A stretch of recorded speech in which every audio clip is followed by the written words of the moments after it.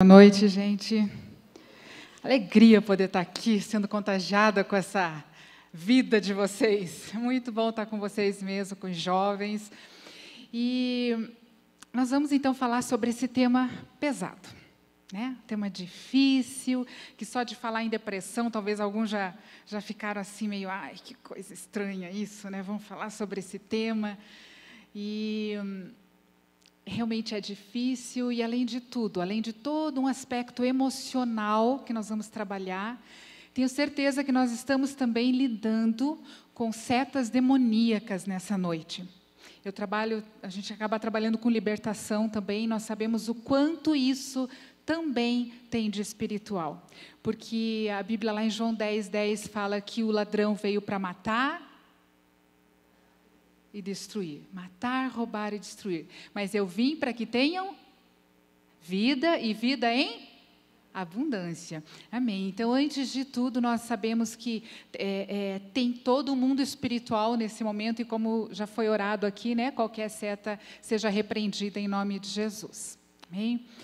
Eu queria que você agora, antes da gente ler a palavra, nós vamos fazer um exercício bem rapidinho. Eu vou falar o meu nome, tá? Meu nome é Esther Storck, ok?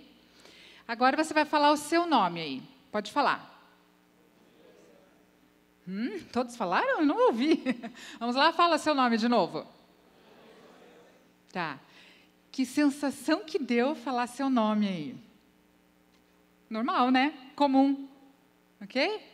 Agora eu quero que você, em vez de você falar o seu nome, você vai repetir o meu nome, tá? E como eu falar. Eu sou Esther Storck. O que aconteceu? Não deu um desconforto aí no corpo? Deu? Uma coisa estranha, como assim eu sou Esther Storck?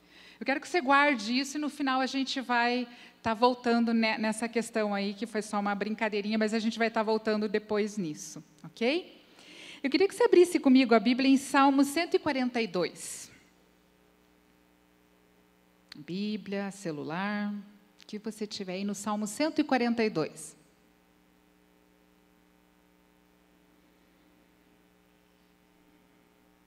Esse salmo é salmo de Davi, o rei Davi.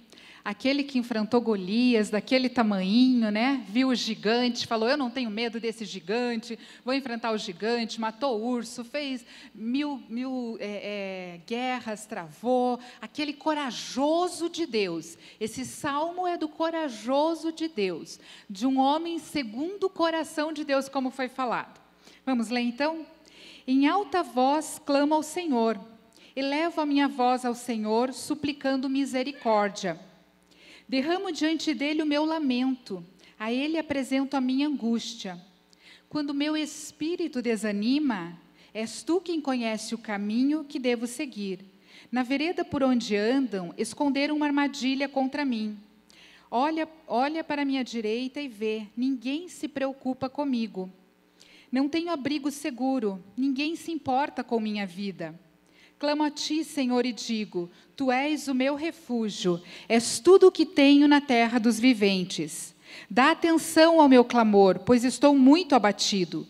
Livra-me dos que me perseguem, pois são mais fortes do que eu. Liberta-me da prisão e renderei graças ao teu nome. Então os justos se reunirão à minha volta por causa da tua bondade comigo. Você achou alguma coisa parecida nesse salmo aí? Algum sentimento parecido com o que de vez em quando você sente? Clamo ao Senhor e digo, tu és o meu refúgio, és tudo o que tenho na terra. Não tenho abrigo seguro, não tem ninguém que olhe por mim, não tem ninguém que se importe comigo. Quantas vezes eu já pensei isso? Eu imagino que eu sou humana como vocês e talvez muitos de vocês já pensaram isso também. Estou sozinho, ninguém se importa comigo, ninguém me enxerga. Ontem eu estava dando uma palestra para professores e nós fizemos uma dinâmica de eu te vejo. É interessante isso, porque quando você olha para o olho de alguém e fala, eu te vejo, muitas pessoas levam até ao susto. Como assim você está me vendo? Né? E a outra pessoa fala, eu estou aqui. É esse eu te vejo que muitas vezes nós estamos sentindo falta de alguém que nos enxergue, de alguém que nos veja realmente como nós somos, lá na profundidade.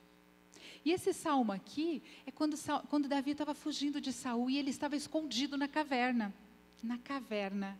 Será que depressão tem algo com caverna? Lembra de Elias?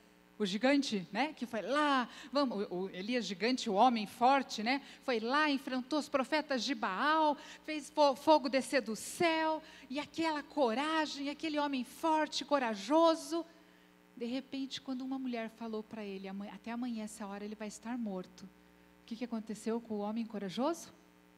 Estava onde? Na caverna. Correu para a caverna, morrendo de medo. Aí chega o anjo do Senhor e chega lá, Elias, o que você faz aqui, homem? Ai, é que eu estava dormindo, Elias, né? É que eu ouvi Jezabel falou isso, eu fiquei com muito medo, eu estou com medo de morrer, e eu vim aqui para essa caverna. Aí o anjo disse, aqui, ó, trouxe um pãozinho para você comer, ele come, e o que acontece com Elias de novo? Volta a dormir. Aí o anjo acorda ele de novo, Elias, o que está fazendo aqui, homem? E a gente vai falar sobre depressão. Dá para dizer que Elias estava no momento depressivo da vida dele? Dá? Dá, né? Na caverna, assim como Davi, vários salmos de Davi mostram que por alguns momentos Davi teve momentos depressivos. E esse assunto depressão, às vezes quem nunca teve diz, ai, que é isso mesmo, né? O que é essa tal dessa depressão? Que sentimento é esse que às vezes invade a alma da pessoa e ela não, de uma hora para outra não sabe mais o que está sentindo? Eu queria que você contasse comigo até 40 agora. Vamos lá? 1,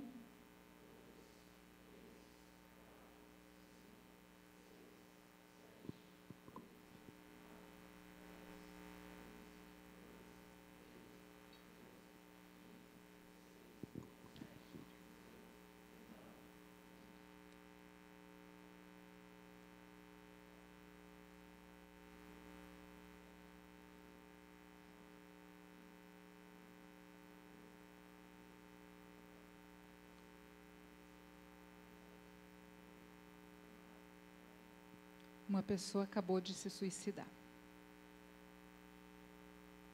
A cada 40 segundos, uma pessoa se suicida.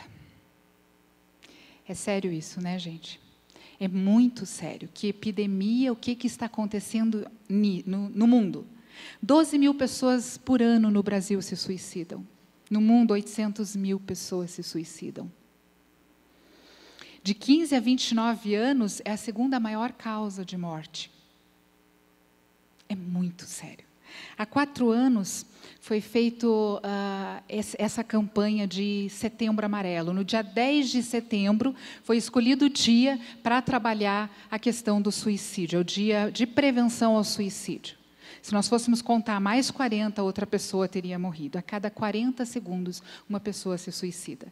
O suicídio hoje, ele é maior do que a taxa de homicídios, de morte por homicídio e desastre natural. É muito alarmante isso, não é? É muito sério. Mas como que alguém chega nesse estágio? Como que alguém chega a um ponto de não tenho mais solução para mim e eu vou me suicidar? Nós temos vários fatores. Mas nós vamos, então, tentar pensar o que é a depressão. Quando a gente fala em depressão, normalmente as pessoas dizem, é uma tristeza profunda. Sim, a tristeza faz parte da depressão. Aqui, quando a gente vê esse salmo que Davi escreveu aqui, ele estava profundamente triste, né? Tem outro salmo que ele diz, a minha alma está profundamente triste até a morte. Elias, quando foi para a caverna, estava triste e com medo. E vários outros personagens da Bíblia, que eram homens de fé, nós vemos que eles tiveram períodos, episódios depressivos. E se eu for perguntar aqui, quem já sentiu uma tristeza profunda? Talvez todos nós vamos levantar as mãos. Mas qual é a diferença de uma tristeza e de uma depressão? Gente, a depressão, ela é um conjunto de sintomas. A depressão, ela começa às vezes devagarinho e ela vai minando a vida da pessoa em todas as áreas. Por exemplo, na área física da pessoa. Essa pessoa normalmente vai sentir muita dor de cabeça, vai começar a sentir enjoos muitas vezes, dores no estômago, ela vai sentir muita tontura, às vezes ela vai sentir dormência nos braços, ela vai sentir perna pesada, braço pesado, ela vai sentir como se estivesse carregando 300 quilos.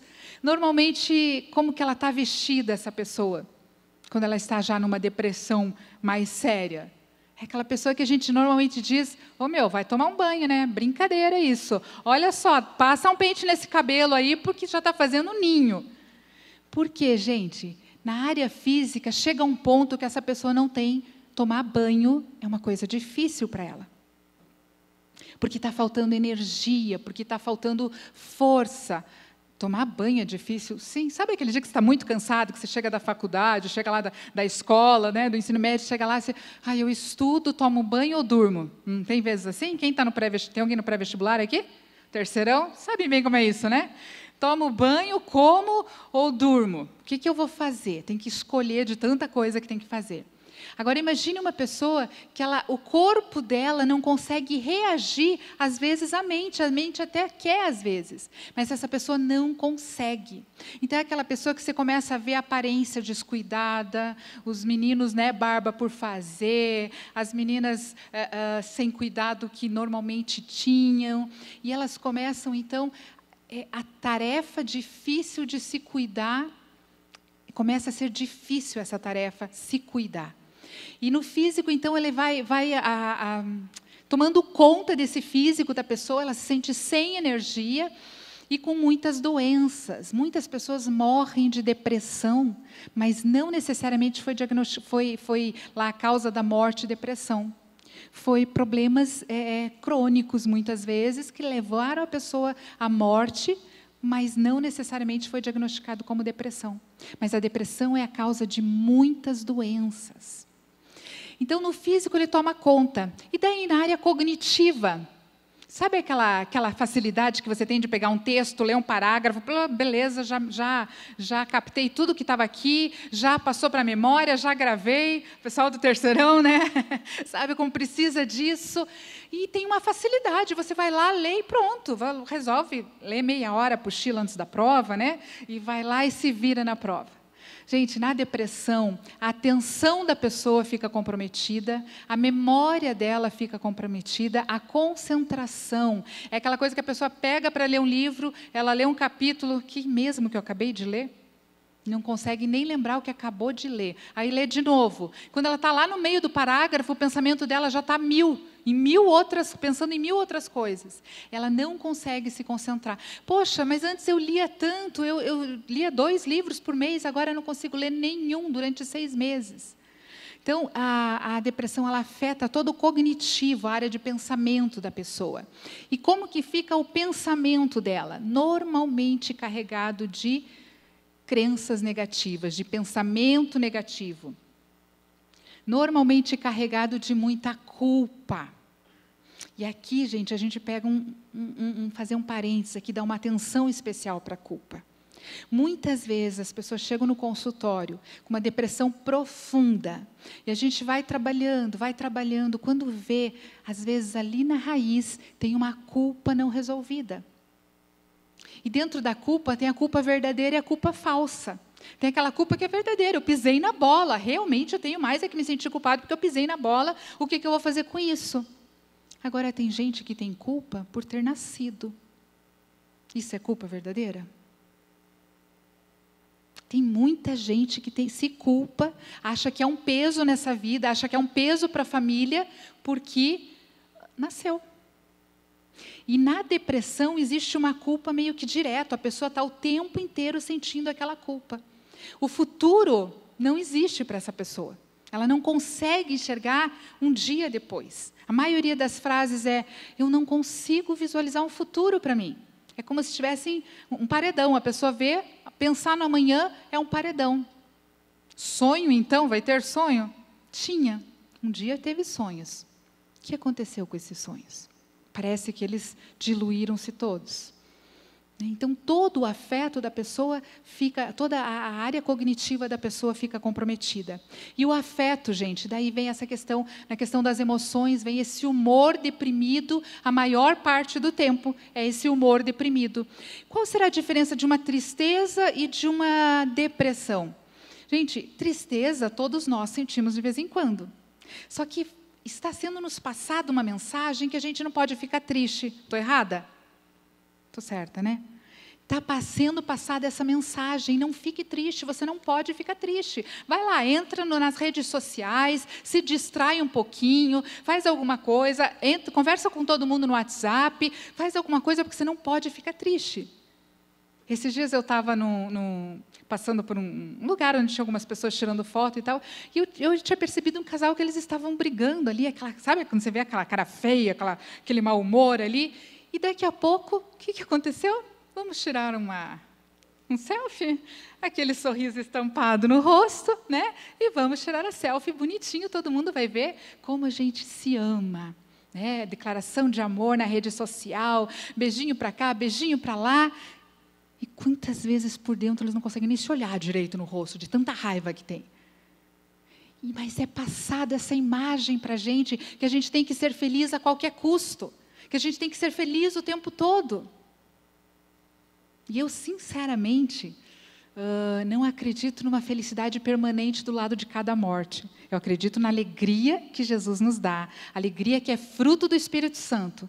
Mas como eu vou ser feliz inteiro se eu estou vendo pessoas morrendo aqui o tempo todo, pessoas sendo assassinadas, essa loucura dessa política que chega a dar nojo, né? Como é que eu vou ser feliz desse jeito o tempo todo? Mas eu tenho momentos felizes. A pessoa que está com depressão, ela não conhece momentos felizes. Ela desconhece, não sabe o que é momento feliz. Parece que só aquela tristeza invade o tempo todo. E essa pessoa, então, sem futuro, ela vai vivendo, sem conseguir enxergar o futuro, ela vai vivendo. E, gente, se a gente for pensar assim, mas na adolescência não é normal uma tristeza, uma depressão? Tem um livro que chama Síndrome da Adolescência Normal. O que é a síndrome da adolescência normal? É ter altos e baixos. Um dia está todo feliz, outro dia está chutando a porta, não é assim, Rômulo?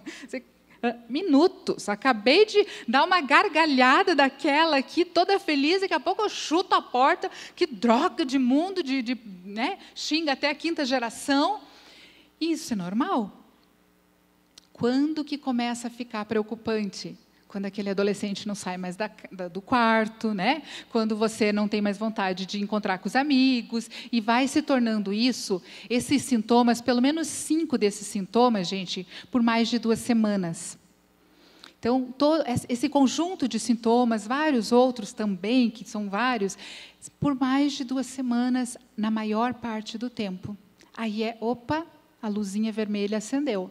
É hora de eu procurar ajuda. É hora de eu conversar com alguém, é hora de eu abrir isso que eu estou sentindo. E por que será que tanta gente sofre calada ainda? Por que chega no suicídio, nesse número alarmante de suicídio? Por que vocês acham? Oi? Porque ainda tem preconceito. Porque ainda tem preconceito, o estigma, não, fulano tem depressão. Porque ainda as pessoas não conseguem se abrir e falar exatamente o que estão sentindo. Porque ainda aparece, não, é só uma dor, uma dor no estômago, faz tempo que eu tenho isso. E, gente, tem uma coisa chamada inteligência emocional. Todo mundo já ouviu falar, né? Que é diferente de quociente de inteligência, que é aquela parte cognitiva. Inteligência emocional, como eu lido com as minhas emoções. Então, muitas vezes, eu não aprendi a lidar com as minhas emoções. Eu fui sentindo, e fui por aí vivendo a vida sem exatamente saber como lidar com as minhas emoções. A primeira questão da inteligência emocional, eu parar para pensar o que eu estou sentindo. Eu parar para reconhecer o que eu estou sentindo. Quando eu fiz a brincadeira, agora falem que vocês, né, são outra pessoa que não é você mesmo.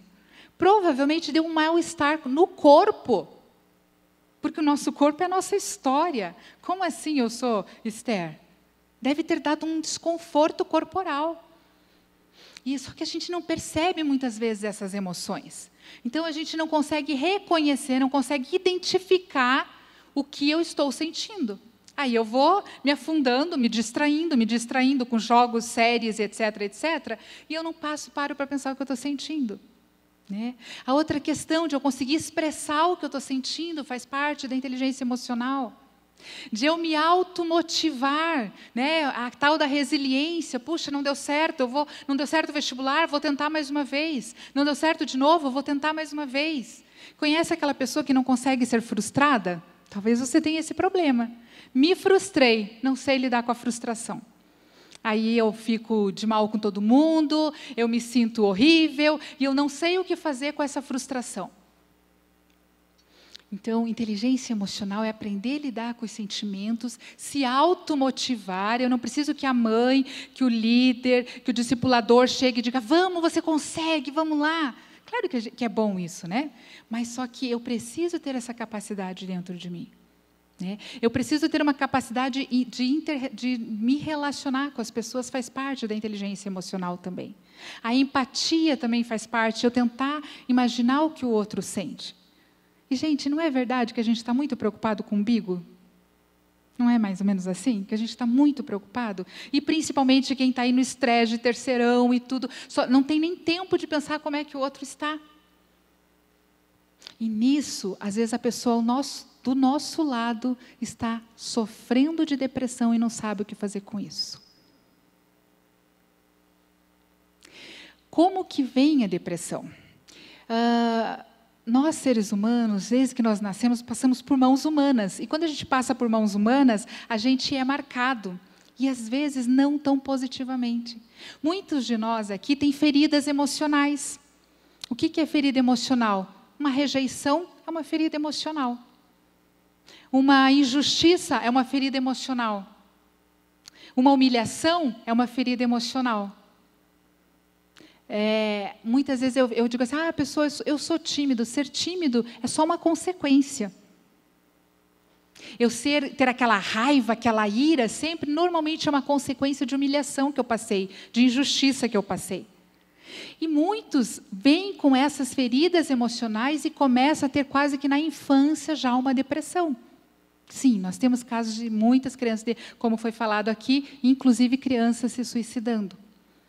E daí, quando eu carrego essas feridas emocionais por traumas, muitas vezes, eu vou crescendo com isso, e às vezes a depressão ela vai se solidificando na minha vida, e é aquela pessoa depressiva que você vai fazer uma pergunta, vai fazer um questionário, você vai ver que ela sempre foi depressiva, desde a infância ela foi depressiva. E muitas vezes começa a questão neuroquímica do cérebro, né? Falta neurotransmissores, uma questão de neurotransmissores. Na adolescência, por que tem depressão? Porque tem uma descarga gigante de hormônios, questão hormonal. TPM, né? As mulheres aqui sabem exatamente como que é. Tem umas que têm vontade de bater nos 10, a outras só choram. Não é assim? E o que é isso? Hormônios. Questão hormonal. A mulher, depois dos 50, 60 anos, ela entra na menopausa. Tem todo um descontrole hormonal também. Problema de tireoide, também, questão hormonal que traz depressão. Então, vocês percebem como ela pode ter várias, né, vir de vários lugares, várias causas. E também, gente, a questão social, com certeza, uma pessoa que passou bullying a vida toda. Né? Desde a infância passou bullying, o que ela começa a sentir? Tristeza, depressão. E não sabe, às vezes, mas de onde? Não sei por que eu sinto tudo isso. Lá passou por tanta humilhação, passou por tanto motivo de chacota. Isso foi destruindo a alma dela. Então, além de questões orgânicas que tem na depressão, além de questões emocionais, aí às vezes ainda tem questão espiritual. Como a gente falou, o ladrão veio para matar, roubar e destruir. E ele não perde tempo nessa função. Sabe, tem coisas que nós ouvimos desde que nascemos que ficam na nossa mente. Tipo, mas você é preguiçoso mesmo, né? Você é desobediente. Tenta lembrar um pouquinho agora das coisas negativas que você ouviu. Lembra? Ai, você é muito ansioso, por exemplo, você quer tudo para ontem. E coisas que vão ficando na nossa mente, que são crenças negativas, e nós começamos a acreditar nisso. E eu digo que isso é como se estivessem fazendo um quadrado ao redor da gente, dizendo, ó, você é isso. Rótulo. Você é isso. Aí quando eu tento ser diferente, eu sempre parece que a minha mente volta para aquilo. Não, mas eu sou frágil. E às vezes as coisas não são faladas pelos nossos pais, pelo meio que a gente vive. Nossa, você é muito fragilzinho. Mas nós somos tratados como frágeis. Cada um na família, cada um aqui tem um lugar na família. Tem o lugar daquele que é mais forte, tem o lugar daquele que é o mais frágil. E acontece isso, não é? Tem o filho preferido, às vezes, infelizmente, acontece. Tem o preterido. E cada um sabe, como diz a música, cada um sabe a dor e a alegria de ser o que é. Quem é preterido e quem é preferido. Sabe a dificuldade disso. Então, são coisas que nós vamos crescendo e isso são fatores limitantes. E numa depressão, gente, isso vem com força total. E dependendo do que nós acreditamos que somos, vai nos conduzir nessa vida. E a depressão vem por isso também. Por essas crenças que nós vamos acreditando, até que chega uma hora que realmente para mim não tem saída. Eu sou isso mesmo. Conflitos que nós não conseguimos resolver. Uma vez apareceu uma pessoa no consultório, uma mulher, fazia 10 anos que ela estava com uma depressão profunda. E quando eu comecei a conversar com ela, ela começou a chorar, falando da morte dos pais. Eu tinha certeza, pelo que ela estava me falando, que os pais dela tinham morrido no mês passado. Ela chorava como se eles tivessem morrido no mês passado. Sabe quanto tempo fazia que os pais tinham morrido? 10 anos. Morreu um, dali 3 meses morreu outro. O que ficou na mente dela? Né? Ela não conseguiu fazer o luto, isso também às vezes é um motivo de depressão, não consegue fazer o luto, ela não conseguiu elaborar isso, mas o pior, lembra da culpa que eu falei? Ela sentia a culpa porque achava que não tinha feito tudo o que ela podia fazer para os pais. E por conta disso a depressão foi se instalando. Quando nós fomos trabalhando isso, tirando essas questões da culpa, ela foi então começando a ter alegria, começando a confiar nela de novo, e ela aprendeu uma coisinha: se perdoar. Gente, o perdão é uma das causas da depressão também, a falta de perdão. Nós poderíamos aqui ficar falando horas sobre o perdão. O perdão, muitas vezes, a falta do perdão é a causa de depressão. Quando a gente tem uma mágoa de alguém, não é muito mais fácil a gente dizer, eu estou magoado, do que que raiva da pessoa. E muitas vezes, a depressão, o que acontece? A pessoa não tem condição de ver que ela tem raiva, e ela deixa lá no fundo isso, principalmente porque crente não pode ter raiva e coisas assim, né? Ela deixa lá no fundo do baú. Isso vai roubando a alegria dela, vai minando a força dela. E quando ela vê, ela está ali num poço sem fundo. Muitas pessoas dizem, parece que eu estou numa areia movediça. E aí a gente vai na terapia ou no aconselhamento, você vai tirando as camadas que tem ali da depressão. O que se encontra lá? A gente diz que depressão é raiva congelada. Ficou lá. Que engraçado, né? A depressão parece tão passiva, justamente porque a pessoa não conseguiu dar vazão e entender, lembra, reconhecer e identificar os sentimentos dela. Então ela começa a ficar nessa questão de não ter força, não ter energia. E às vezes, gente, é o se perdoar. É tão forte a nossa mente, a capacidade da nossa mente, ela é tão incrível. Claro, um Deus tão soberano, né, tão tremendo, só podia fazer a gente assim, com essa capacidade. Uma vez eu fui dar um retiro para mulheres e tinha uma pessoa que ela estava tentando muito ter filhos e não conseguia. E ela disse, puxa, mas já faz tanto tempo que eu quero ter filhos e não consigo. Quando eu fui, ela pediu para conversar um pouquinho, nós conversamos. Ela estava se sentindo culpada porque ela tinha tido um aborto, ela tinha feito um aborto aos 15 anos de idade. E ela nunca tinha contado para ninguém que ela tinha feito esse aborto. O que aconteceu na mente? Ela ficou com essa culpa. Quando a Bíblia diz assim, confessai os vossos pecados uns aos outros para serem curados. Quando ela percebeu isso, ela percebeu que ela não tinha ainda conseguido se perdoar disso, foi feito, o Espírito Santo ministrou ali tudo, ela conseguiu se perdoar, O rosto imediatamente mudou, a aparência mudou, a fisionomia do rosto. E depois de 2 meses, quando eu cheguei em Curitiba, ela tinha pego o meu e-mail, ela mandou: estou grávida. Aleluia. O que aconteceu? Ela se liberou para engravidar. E nós nos autossabotamos quando nós temos culpas e não conseguimos nos perdoar. Então, muitas vezes, você vai trabalhar a depressão, tem culpa. Muitas vezes tem conflitos que você não conseguiu falar para ninguém. Conflito homossexual, por exemplo. Quantos adolescentes e jovens ficam sofrendo ali na sua angústia e não conseguem compartilhar desse conflito? Quantas vezes a gente atende pessoas assim? E muitos se suicidam por causa disso. Gente, o suicídio é o grito máximo do sofrimento. As pessoas pensam que quando elas vão se suicidar, suicídio é para acabar com a dor. Não necessariamente, eu vou acabar com a minha vida. É acabar com a dor. Muitos falam, eu só queria acabar com essa dor. Eu queria achar um jeito de acabar com essa dor. Então, qual que parece ser a saída? O suicídio. E esse pensamento, essa ideia suicida fica na mente da pessoa depressiva e ela começa a flertar com a morte. E ela começa a imaginar como seria bom, como daria um fim em tudo isso, como esse conflito pararia, toda a dor, sim, e acaba com a dor. E o resto da eternidade? Acaba com a dor aqui e agora, mas e o resto?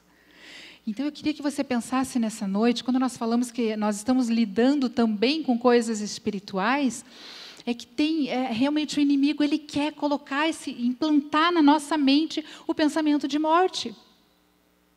Ele quer que a gente passe por esse processo de flertar com a morte. E quantos de nós aqui talvez já pensamos nisso? Seria mais fácil, ali como Davi falou, olha, eu estou sozinho, ninguém me vê, ninguém me enxerga. Eu estou aqui na minha dor, abandonado na minha dor. Então qual que é a saída? Suicídio. Às vezes, gente, uma diferença quando a pessoa às vezes está muito com compulsão, com pensamentos obsessivos, ela fala assim, mas eu não tenho desejo de morrer. Mas tem uma voz dentro de mim que me manda fazer isso.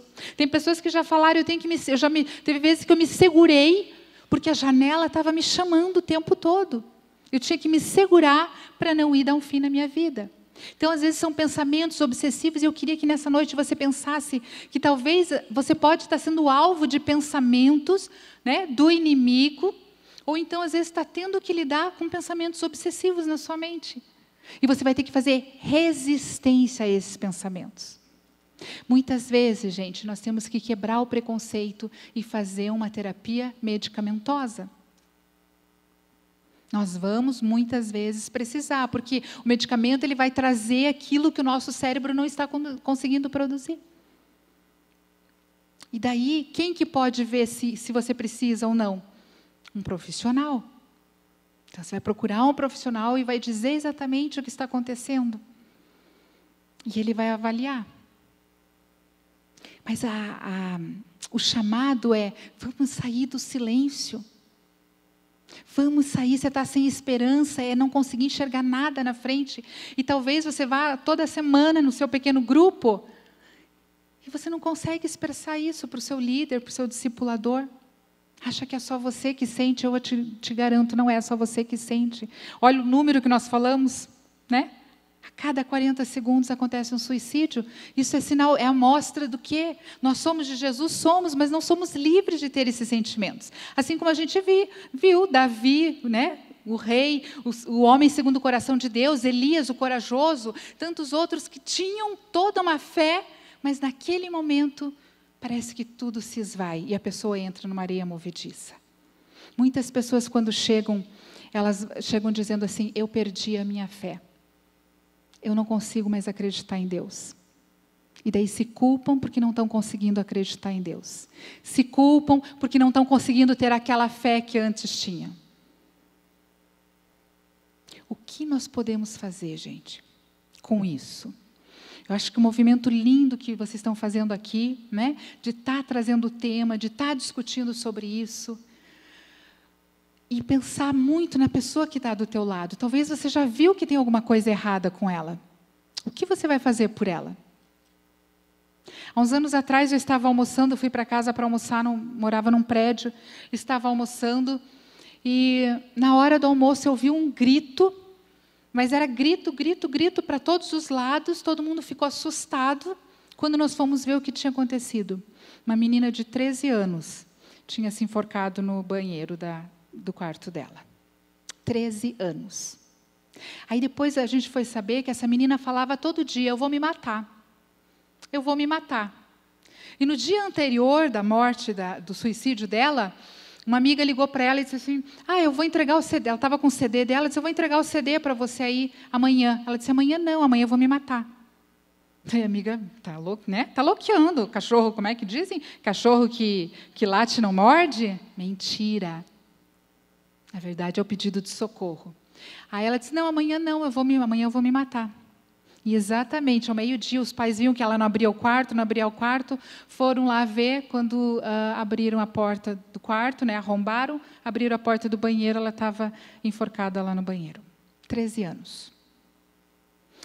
Eu tenho recebido muitos adolescentes de 11, 12 anos, cheios de cortes no braço. Virou um modismo, né? Teve a época da baleia azul, teve não sei o quê. Gente, mas é sério, às vezes pode errar a mão, e talvez alguns de vocês aqui tenham essa dificuldade, estão se cortando. Sabe o que eles falam? Eu me corto para sair a dor. Parece que quando eu me corto, a dor diminui, a dor sai. Mentira, engano, porque a dor continua ali. Lembra que a gente falou de inteligência emocional? Reconhecer o que eu estou sentindo, a capacidade de lidar com frustração. Ontem eu fui numa formatura de um ex-paciente, um jovem que se formou na Federal, aí um curso bem difícil. E sabe por que eu fui? Eu tinha trabalhado até às 8 da noite, saí de lá, fui correndo na formatura, porque quando ele chegou, ele tinha tentado suicídio 3 vezes já. Fazia meio ano que ele estava com a faculdade parada, porque ele simplesmente não conseguia levantar da cama. Mas ao procurar ajuda e todo o trabalho que foi feito, apoio da família e tudo, então ontem foi a formatura dele. Gente, eu me emocionei na formatura, né? Afinal de contas, olha a superação dele. E o primeiro passo começa com, eu posso superar isso. Eu posso ter força de vencer, mas talvez eu precise de ajuda. Talvez o primeiro passo seja falar com um amigo seu. Quantos de vocês talvez tenham escutado no telefone algum amigo falar, eu vou me suicidar, e talvez você esteja com esse peso dizendo, o que eu faço? Eu não posso contar para ninguém. Pode e deve. É ajuda que você pode dar para alguém. Você pode ajudar a salvar uma vida se você abrir isso e conversar com a pessoa. Parece que é algo que nunca vai acontecer perto da gente, né? Parece que é algo que está tão longe, mas vocês viram os números? É alarmante isso. Na escola você pode ajudar alguém, né? Onde você estiver, você pode sentir a dor dessa pessoa se você tiver essa empatia e tentar ajudar essa pessoa. Eu sempre trabalho com uma questão que eu acredito muito na capacidade que o ser humano tem. Eu aposto muito na força que o ser humano tem. Então eu sempre digo, o saber não está fora de você, o saber está aí dentro. Só que tem uma palavrinha chamada escolha. Por pior que seja a questão orgânica, mesmo que seja a questão hormonal, tudo isso, está um turbilhão. Esther, você não sabe, eu fui abusado na minha infância. Eu imagino a dor. Eu fui abusado sexualmente, eu fui abusado emocionalmente, eu fui abusado fisicamente. Gente, isso é uma devastação da alma. Abuso sexual devasta a alma. E você tem toda a razão de sentir tanta dor. Mas, pelo amor de Deus, abra o seu coração para alguém. Uma vez eu estava dando uma palestra para mulheres e adultas todas, e nós estávamos falando algumas questões de libertação, e falei de abuso. Uma senhora de 65 anos abriu a boca e falou que ela tinha sido abusada na infância numa palestra. E ela nunca tinha contado para ninguém isso. Ela passou a vida inteira se culpando, achando que ela era culpada disso. É uma questão, né? A questão abuso sexual acaba a pessoa se sentindo culpada por isso. Então, por favor, fale. Por favor, peça socorro. Por favor, peça ajuda. Aqui é uma família, isso aqui não é uma família. Aqui você pode pedir ajuda. Olha a disponibilidade hoje que foi aberto esse espaço. Você pode pedir ajuda.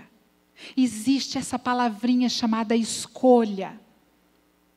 Eu trabalhei com uma pessoa que teve várias tentativas de suicídio, e quando eu atendia, essa pessoa ficava possessa várias vezes no atendimento, e era coisa muito séria, e essa pessoa, ela se cortava inteira, e era uma dor que foi desde a infância, foi rejeitada, a ferida primeira de rejeição, foi para adoção, passou abuso sexual, físico, emocional, todos os abusos que você pode imaginar, essa pessoa passou, e ela queria acabar com a vida dela, ela não conseguia, ela dizia assim, não adianta, todo mundo vai me abandonar e eu não vou conseguir, você também vai me abandonar. A frase é, eu não te abandono enquanto você não se abandonar. Porque você não pode comprar a guerra de alguém se essa pessoa não quiser. A minha limitação, ela vai até o querer do outro. Quando o outro não quer, não tem o que fazer. Não tem pastor que consiga fazer alguma coisa por quem não quer. Ah, Esther, mas você não sabe o que você está falando, você não passou o que eu passei. Eu passei coisas diferentes. Sofrimento, gente, não se compara. Se eu falar da minha dor no joelho aqui, ninguém vai exatamente entender, porque é a minha dor no joelho. Como que eu posso dizer, a pessoa não é forte, ela está desse jeito porque ela é fraca? Sofrimento não se compara. E acredite, você precisa validar o teu sofrimento. E isso não é ficar no lugar de vítima. Bem ao contrário, eu valido o meu sentimento, porque a partir do momento que eu vejo onde eu estou, eu consigo pedir ajuda. Eu consigo pedir socorro. E eu escrevi, foi um TCC que foi feito que eu fiz sobre depressão, e eu escrevi aqui está até amarelado isso aqui, que já faz tempo, hein? E eu escrevi uma fala aqui, um texto, como se fosse uma pessoa com depressão, sentindo isso. E eu vou ler bem rapidinho para vocês, para mais ou menos a gente tentar entender, eu acho que ele representa bem essa questão da depressão. Porque a gente poderia ficar só falando, gente, coisas que vocês podem procurar no Google e achar. Mas acho que é muito mais importante a gente entender essa psicodinâmica da depressão. Então, olha só como é que uma pessoa com depressão falaria.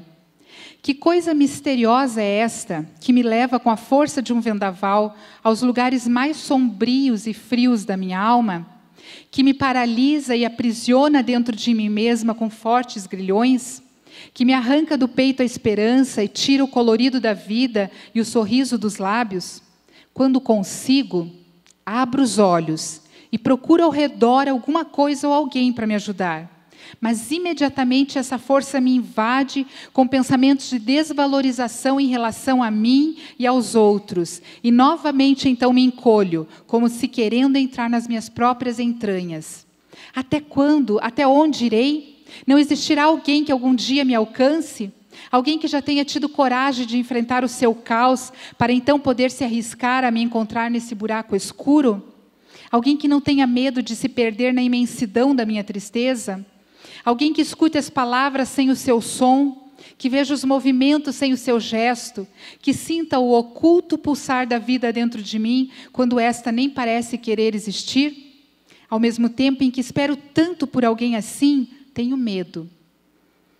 Medo de ser alcançada, medo de ser acolhida, medo de ser amada. Mas, na verdade, o meu maior medo é o de ser abandonada novamente.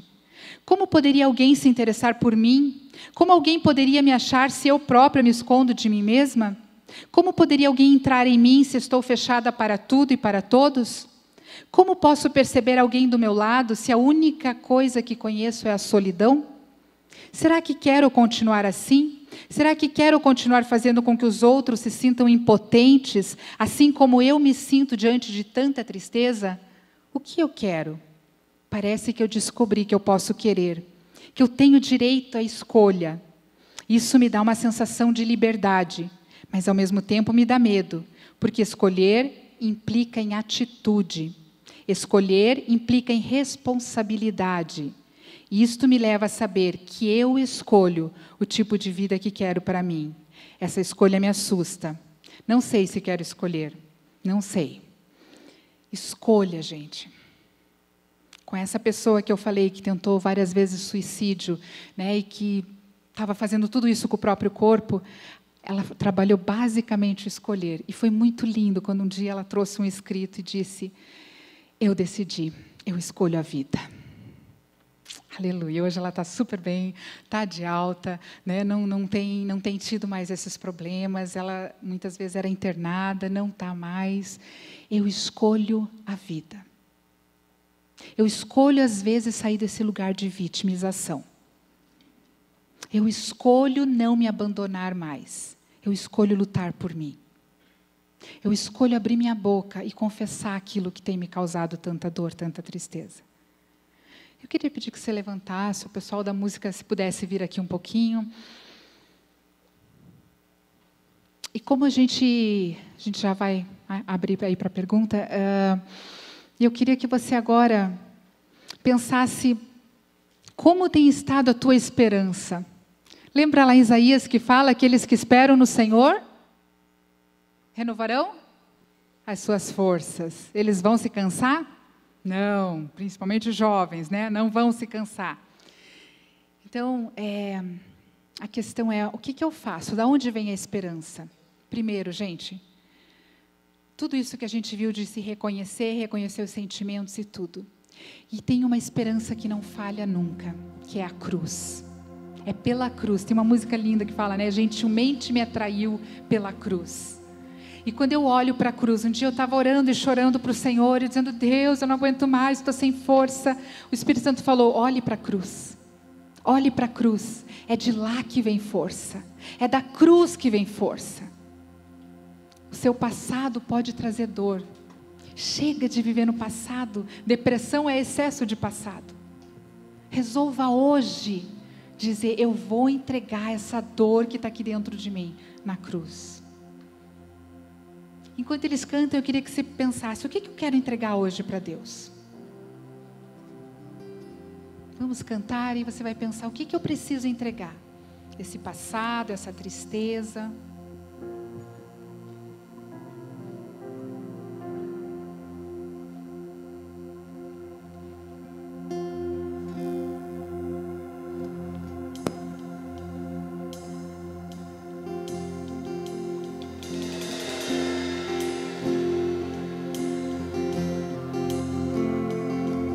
Me escutas quando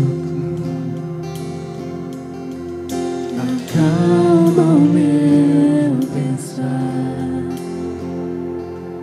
me levas pelo fogo, curando todo o meu ser.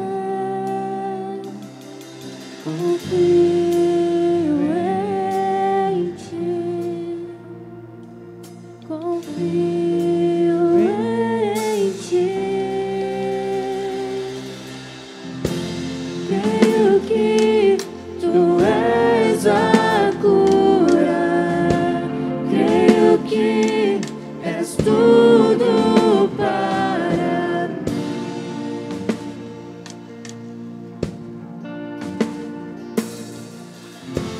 Creio que tu és a vida.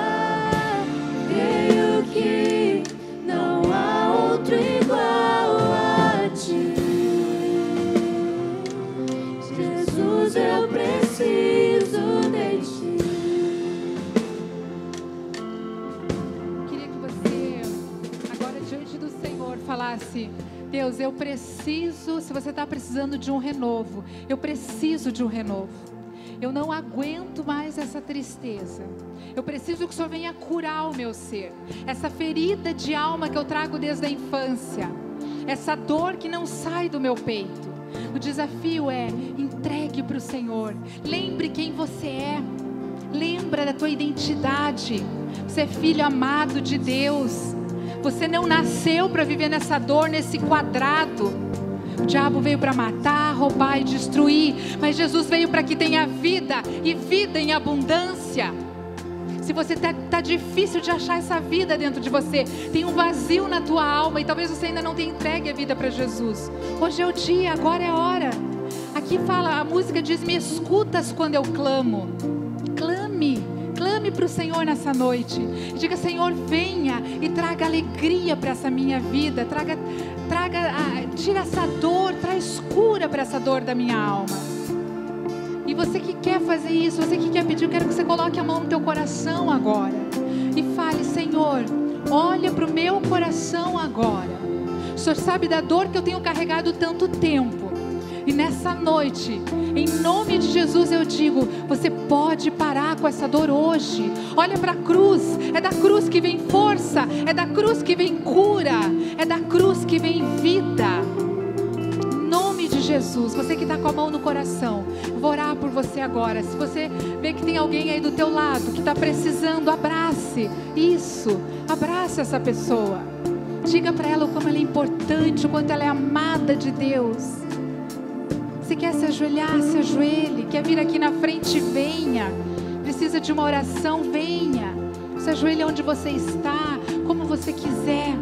O Espírito Santo está aqui e Ele não mexe em ferida só para ficar doendo. O Espírito Santo mexe em ferida para trazer cura.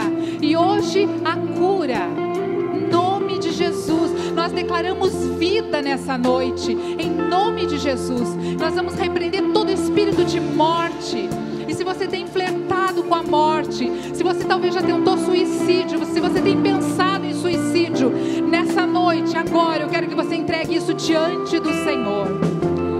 Pai amado, em nome de Jesus, nós queremos colocar agora cada vida que está com a mão no coração, que está dizendo que precisa de um toque do Senhor nessa noite. Nós clamamos: Espírito Santo de Deus, vem agora e sopra a vida, sopra a vida, sopra a vida. Espírito Santo de Deus, sopra a vida, sopra um renovo no lugar de pensamento de morte. Agora nós declaramos vida em nome de Jesus. Nós repreendemos agora todo espírito de morte, todo pensamento que tem atormentado essa vida com morte. Nós repreendemos em nome de Jesus Cristo. Em nome de Jesus, toda seta de pensamento de morte, nós repreendemos em nome de Jesus. Senhor, se essa pessoa não tem visto solução, eu peço que ela consiga olhar para a cruz agora. Atrai, Espírito Santo, atrai para a cruz, atrai gentilmente esses corações para a cruz. E que haja cura, Senhor, toda depressão, Pai, em nome de Jesus eu peço que o Senhor leve por um caminho de vida, que Deus, que vença o silêncio, Pai, em nome de Jesus, que silêncios sejam vencidos nessa noite, que barreiras sejam vencidas nessa noite, em nome de Jesus Cristo, em nome de Jesus, eu peço que o amor de Deus agora seja derramado nesses corações, que toda culpa, verdadeira ou falsa agora, seja entregue na cruz de Cristo, em nome de Jesus, em nome de Jesus, e que o perdão do Senhor agora alcance esses corações, em nome de Jesus Cristo, em nome de Jesus, para a glória do Senhor. Amém.